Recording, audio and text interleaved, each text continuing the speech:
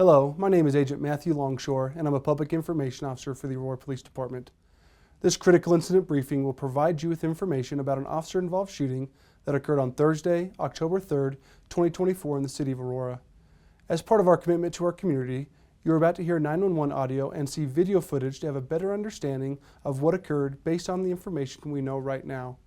A word of caution: what you're about to see may be disturbing and difficult to watch. Strong language may be used. Viewer discretion is advised. Just before 2 p.m. Thursday, October 3rd, 2024, Aurora police officers were dispatched to the area of East 16th Avenue and Oswego Street on a report of a fight between two men.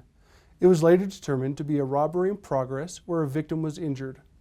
Following the confrontation, the suspect armed himself with an AR-style rifle. These two incidents resulted in numerous calls to Aurora 911. Here are recordings of those 911 calls.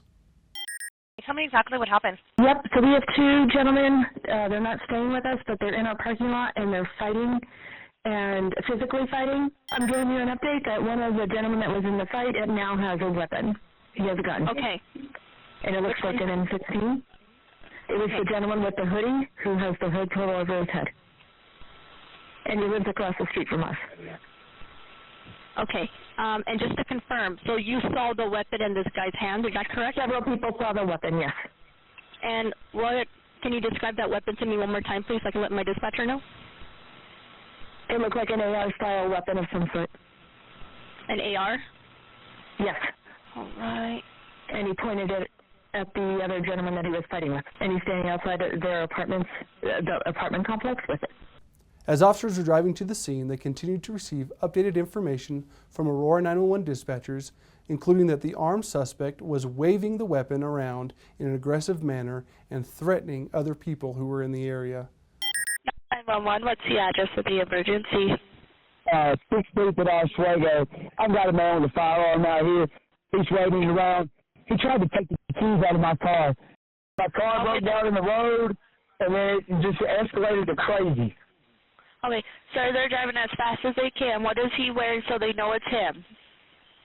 You'll see him without a gun, man. I understand that. I see that in the call, but it's a large weapon, man.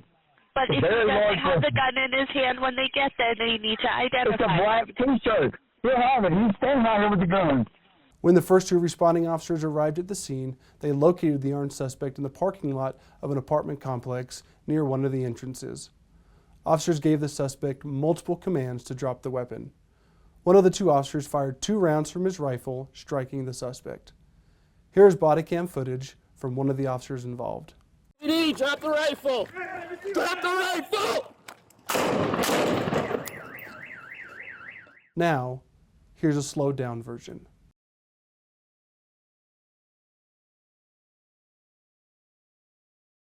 The officers rendered aid until medical responders arrived at the scene.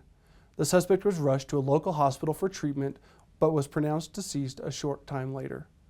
The suspect has since been identified by the Adams County Coroner's Office as 37-year-old Corey Dwayne Dillard.